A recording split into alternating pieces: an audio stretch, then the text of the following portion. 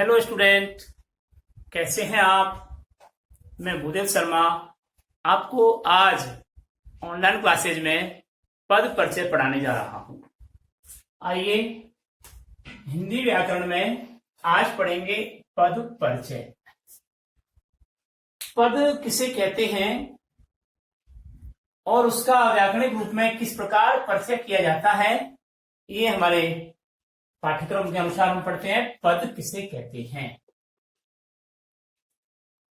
वाक्य में प्रयुक्त शब्द के वाक्य में प्रयुक्त शब्द के व्यावहारिक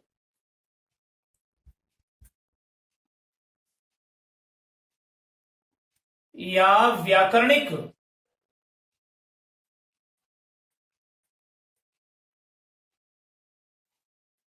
वाक्य में प्रयुक्त शब्द के व्यावहारिक या व्याकरणिक रूप को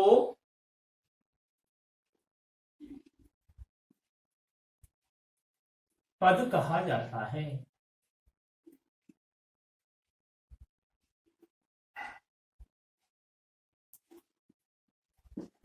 तात्पर्य यह है कि शब्द को ही पद कहते हैं, किंतु व्याकरणिक रूप में उसका वाक्य में जब प्रयोग किया जाता है तो वह शब्द पद कहलाता है। अर्थात विभक्ति युक्त पद को क्या कहते हैं, विभक्ति युक्त शब्द को पद कहा जाता है। अर्थात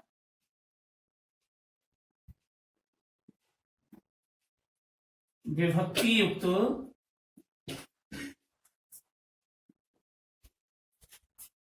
शब्द को पद कहा जाता है।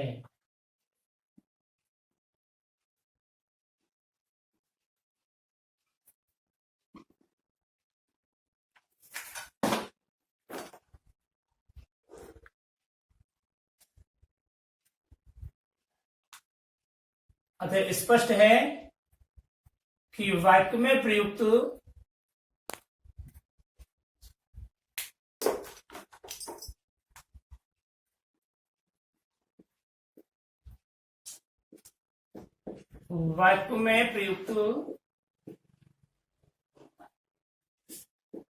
प्रत्येक सार्थक शब्द को जो व्याकरणिक रूप में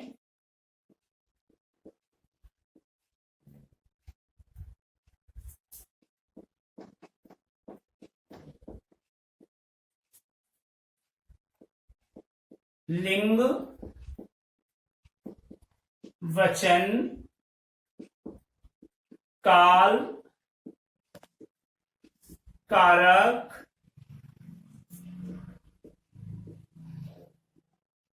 आदि से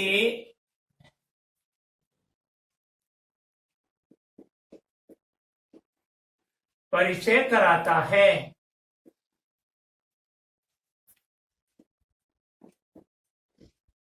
उसे पद परिचय कहते हैं। पद परिचय कहते हैं।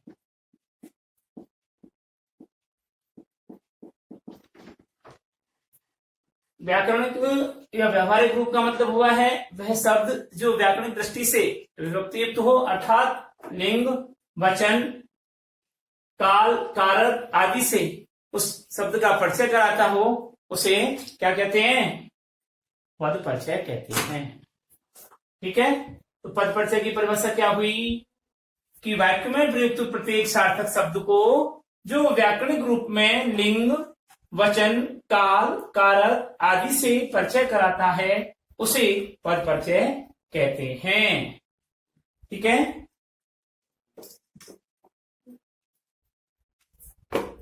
अब आता है पद परिचय व्याकरण की दृष्टि से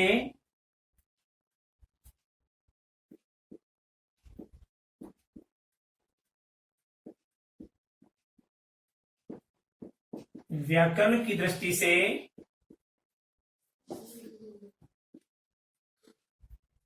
विकारी और अविकारी पदों से और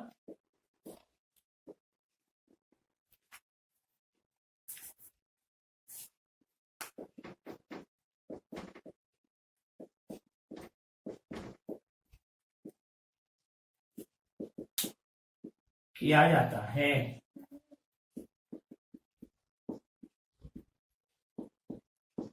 क्या समझे? पद परिचय किससे किया जाता है? पद परिचय व्याकरणिक दृष्टि से विकारी पद और अविकारी पदों से युक्त दिया जाता है। अविकारी पद कौन है, विकारी पद किसे कहते हैं?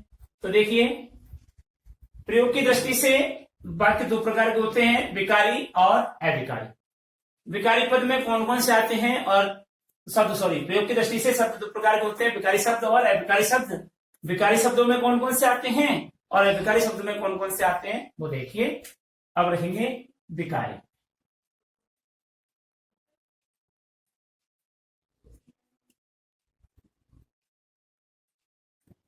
या विकारी पद,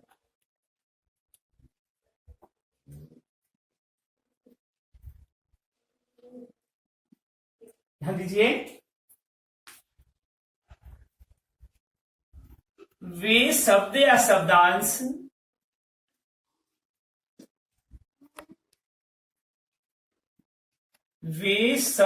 शब्दांश जिनमें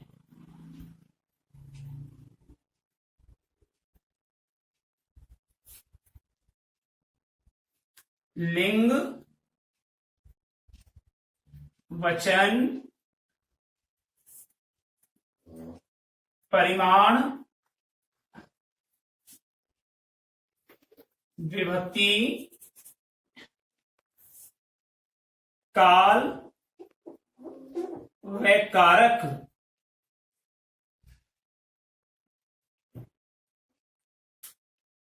आदि से संबंधित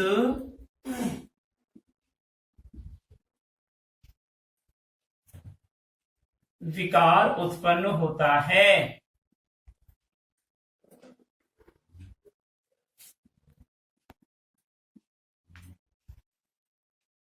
उन्हें अविकारी शब्द कहते हैं।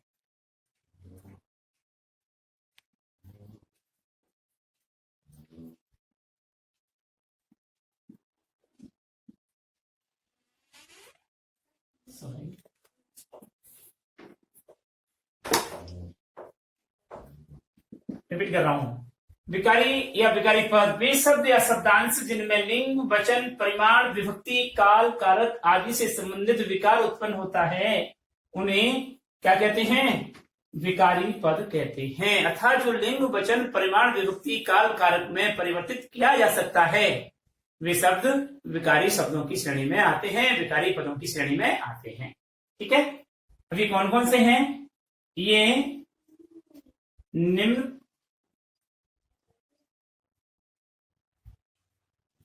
विकारी पद हैं।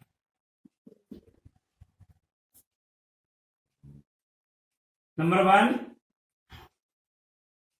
संज्ञा,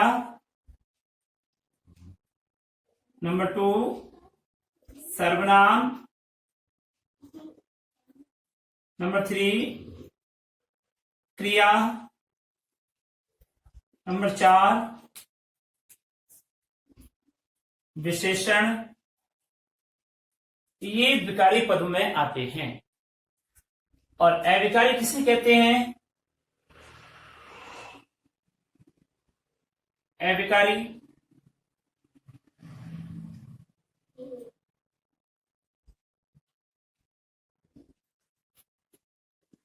शब्द या पद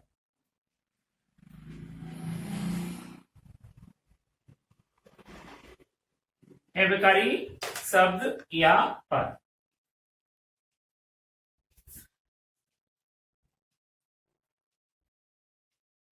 वे शब्द या शब्दांश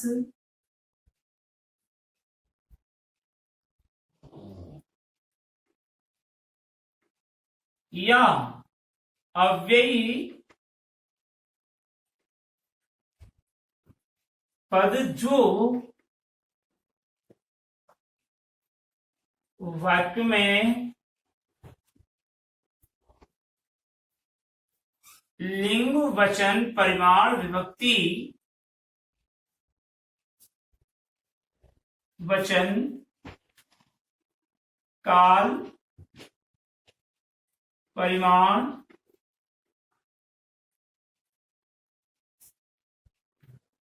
विभक्ति या कारक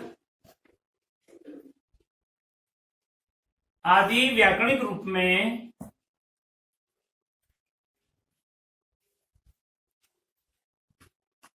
परिवर्तित नहीं किए जा सकते हैं।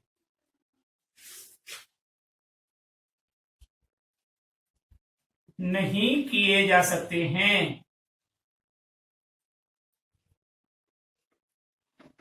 उन्हें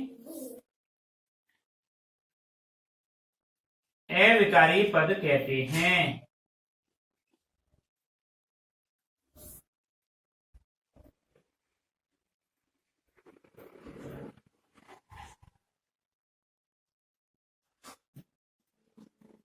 अविकारी पदों को अव्यय भी कहा जाता है। क्या कहा जाता है? अव्यय। ये अव्यय होते हैं, कहने का मतलब ये हुआ।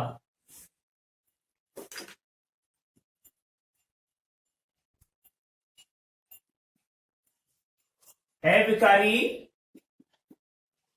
पदों को अव्यय कहा जाता है।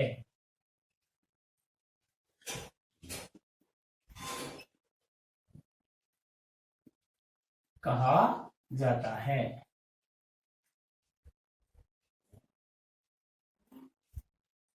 ठीक है, अब हम पढ़ेंगे संज्ञा पद। जैसे ये निम्न हैं जो पद परिचय में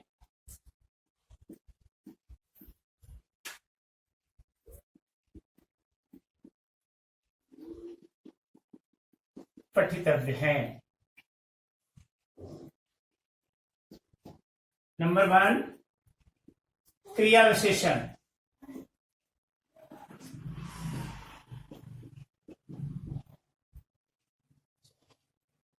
क्रिया विशेषण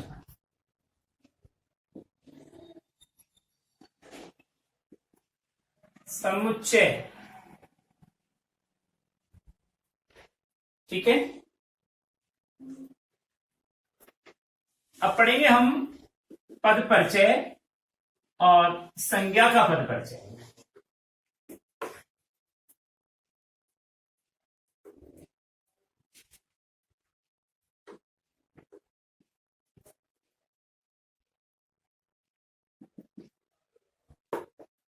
इसमें पढ़ेंगे हम संज्ञा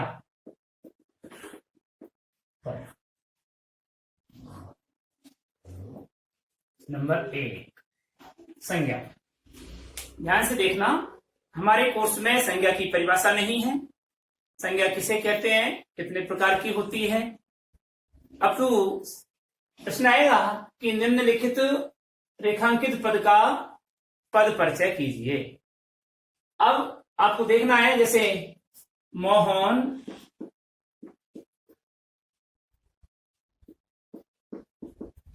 पुस्तक पढ़ता है। अब इस वाक्य से 2 प्रकार के प्रश्न बनते हैं। क्या? एक तो दे दिया रेखांकित पद का पद परिचय कीजिए। रेखांकित पद का पद परिचय कीजिए। दूसरा बनता है कि वाक्य में प्रयुक्त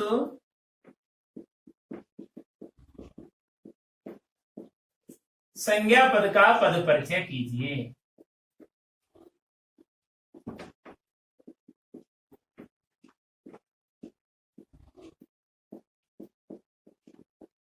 अब यहां संज्ञा पद तो पुस्तक भी संज्ञा है, मोहन भी संज्ञा है। अब दोनों का पद परिचय हो गया। लेकिन अगर उसने पूछ लिया रेखांकित पद का पद परिचय कीजिए, तो रेखांकित पद में आपको रेखांकित करना होगा, प्रश्न पत्र में रेखांकित किया हुआ होगा, तो उसका ही पद परिचय करना होगा। और कितने रूप में पूछा है, दो बिंदुओं में, 3 बिंदुओं में, 4 बिंदुओं में या 5 बिंदुओं में, तो हम सारी चीजें यहां पर स्पष्ट करेंगे। देखते हैं।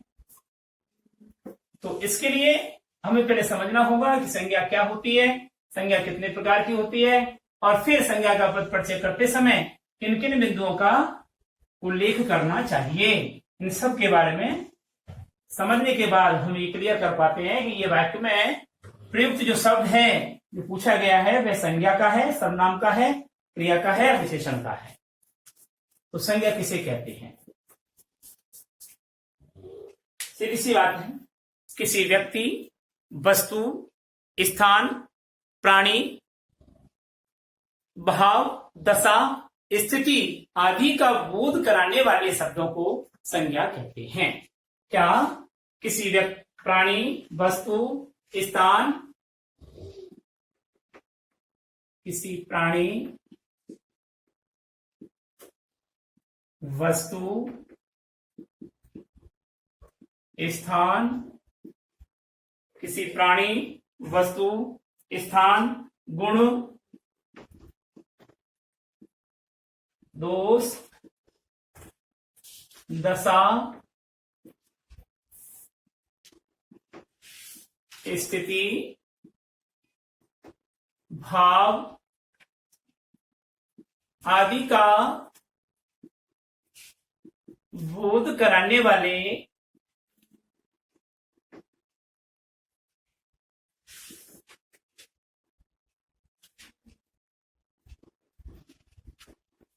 शब्दों को संज्ञा कहते हैं।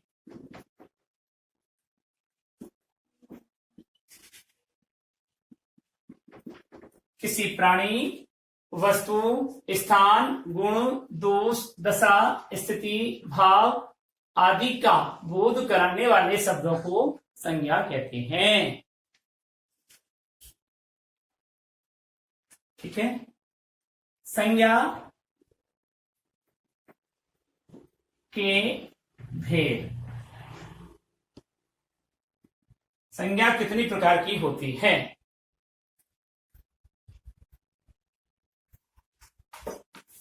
तो देखिए, संज्ञा निम्न 3 प्रकार की होती है।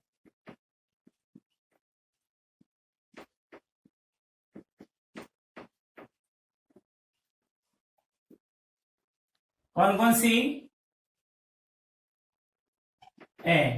व्यक्तिवाचक संज्ञा,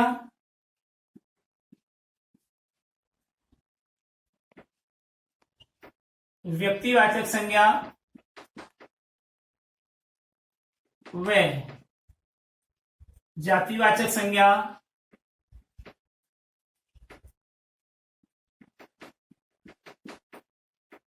और से भाववाचक संज्ञा।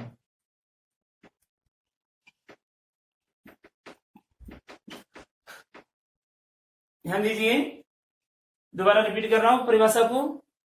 किसी प्राणी, वस्तु, स्थान, गुण, दोष, दशा, स्थिति, भाव आदि के नाम का बोध कराने वाले शब्दों को संज्ञा कहते हैं।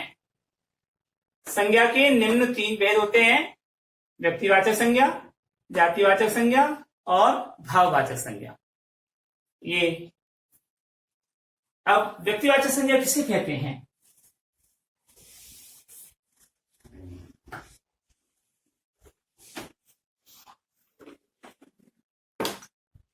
व्यक्तिवाचक संज्ञा किसे कहते हैं? देखिए,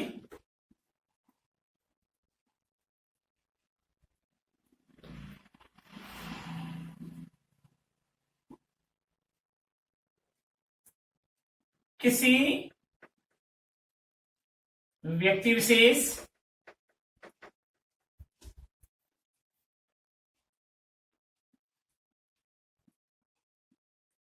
कोमा वस्तु विशेष,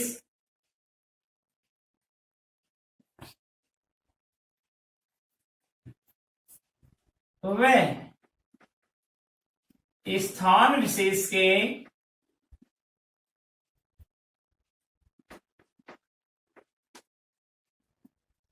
नाम का बोध कराने वाले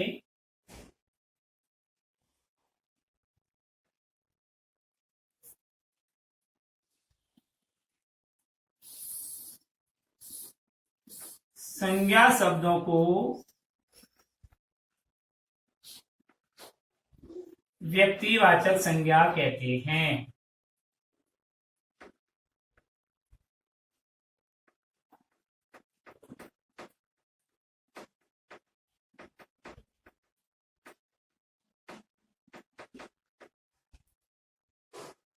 किसी व्यक्ति विशेष, वस्तु विशेष व स्थान विशेष के नाम का बोध कराने वाले संज्ञा शब्दों को व्यक्तिवाचक संज्ञा कहते हैं। जैसे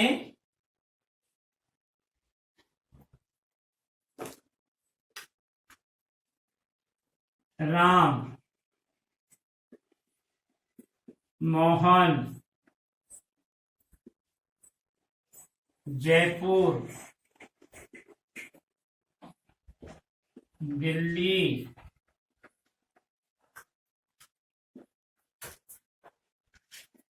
आगरा,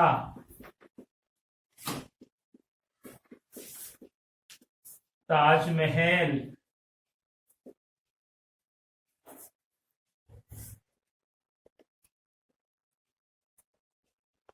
कश्मीरी सेब,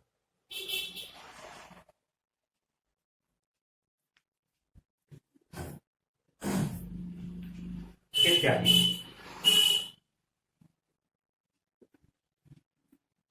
ये क्या है? व्यक्ति विशेष।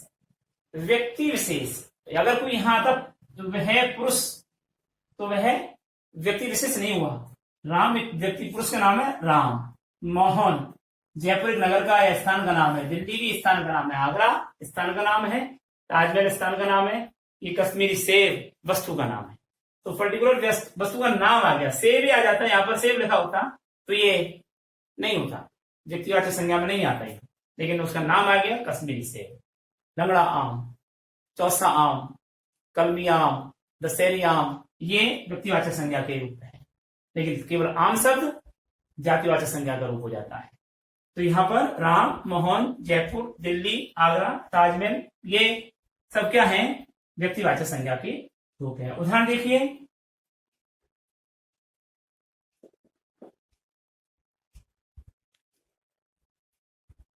मोहन विद्यालय जाता है। यहां पर मोहन व्यक्तिवाचक संज्ञा का रूप है। आशुतोष ने हमें पढ़ाया था। आशुतोष ने हमें पढ़ाया था। आशुतोष यहां पर व्यक्तिवाचक संज्ञा का रूप। हम देहरादून घूमने गए। देहरादून घूमने गए। हम देहरादून घूमने गए। इस प्रकार ये व्यक्तिवाचक संज्ञा पूरा हुआ। अब आता है हमारा दूसरे नंबर का वह, जातिवाचक संज्ञा।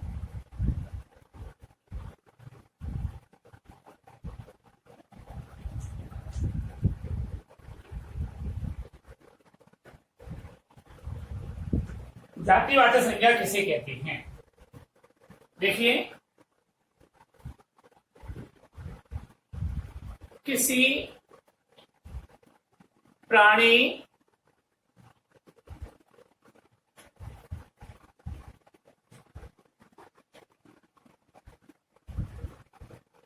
स्थान, वस्तु, समूह, किसी प्राणी, स्थान, वस्तु के समूह या वर्ग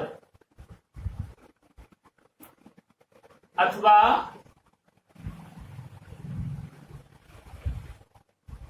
जाति का बोध कराने वाले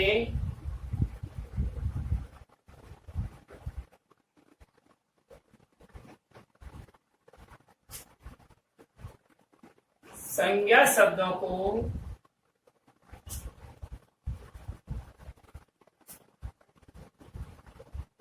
जातिवाचक संज्ञा कहते हैं।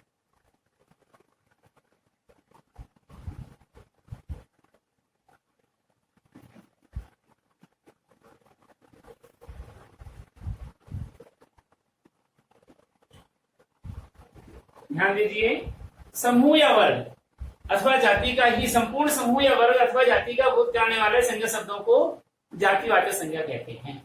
यह प्राणी का हो, स्थान का हो, वस्तु का हो। ठीक है, जैसे पुस्तक, बालक, छात्र, पुरुष, बाजार, मेला,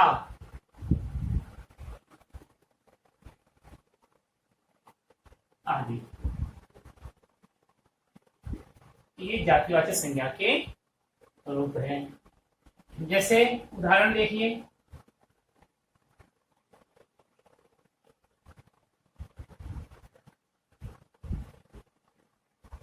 घंटी बजी है, कोई आया है।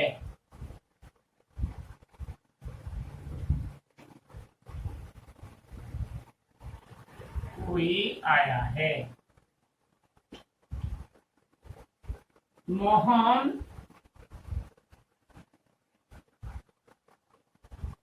बाजार से सब्जी खरीद कर लाया है।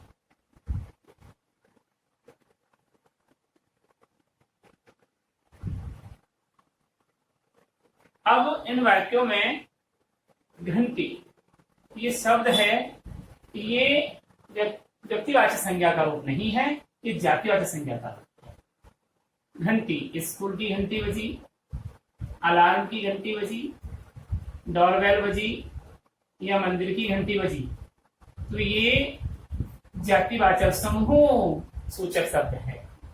बाजार, बाजार से सब्जी खरीद कर लाया, और सब्जी ये दोनों ही जातिवाचक के रूप हैं। कौन से बाजार में गया? गांधी बाजार, नेहरू बाजार, इंदिरा बाजार, खाई बाजार, तिलक बाजार। कौन सा बाजार? सब्जी के अनेक नाम हैं।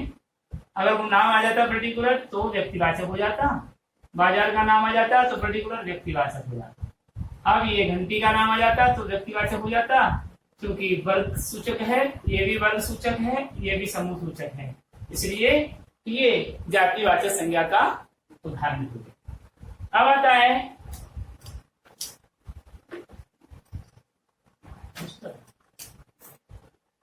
अब आता है हमारा भाववाचक संज्ञा।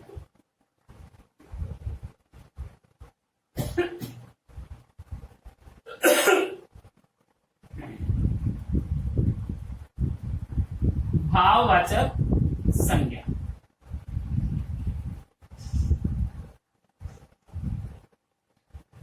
भाववाचक संज्ञा किसे कहते हैं? जिन संज्ञा शब्दों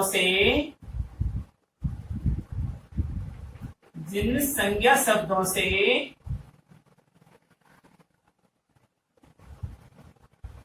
किसी गुण,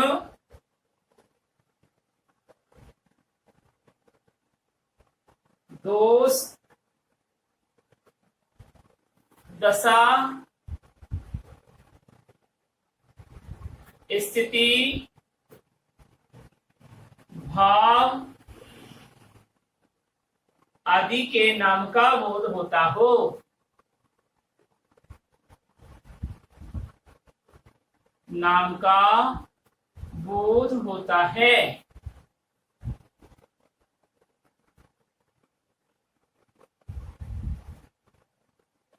जिन संज्ञा शब्दों से किसी गुण, दोष, दशा, स्थिति, भाव आदि के नाम का बोध होता है, उन्हें भाववाचक संज्ञा कहते हैं।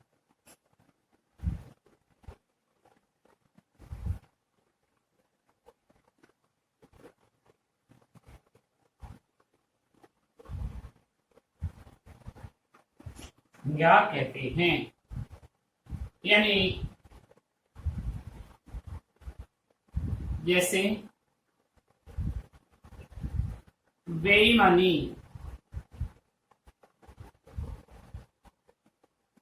ईमानदारी,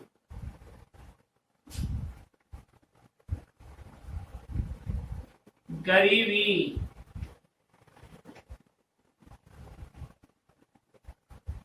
अमीरी, दुख, सुख, गर्मी, सर्दी, उन्नति, अवनति, मधुरता, कपटता, लघुता, सुंदरता, सौंदर्यता,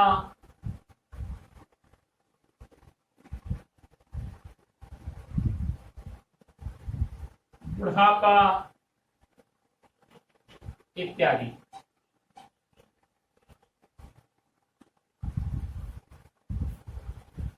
ये भाववाचक संज्ञा का उदाहरण हुआ। आज हम इतना ही पढ़ेंगे। अगले एपिसोड में हम पढ़ेंगे कि संज्ञा शब्दों का पद परिचय करते समय किन किन बातों का ध्यान रखना चाहिए और संज्ञा पद का परिचय कैसे करते हैं, इनका उदाहरण आपको बताएंगे। नमस्कार।